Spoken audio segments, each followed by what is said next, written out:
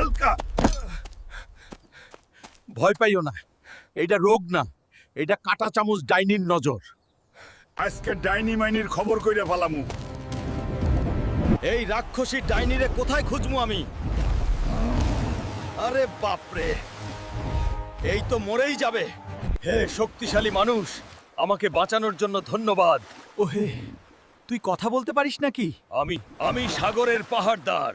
একটা কথা বলি, আমাকে কি তুই কাঁটা চামচ ডাইনির কাছে নিতে পারবি? পারবো, কিন্তু পথটা সহজ না। সহজ হলে আমি হালকা হতাম না। The waves of the sea rose again. The turtle started moving forward. আজ কাটা চামচ ডাইনির খবর আছে। অপেক্ষা কর, তোর জম আসতেছে।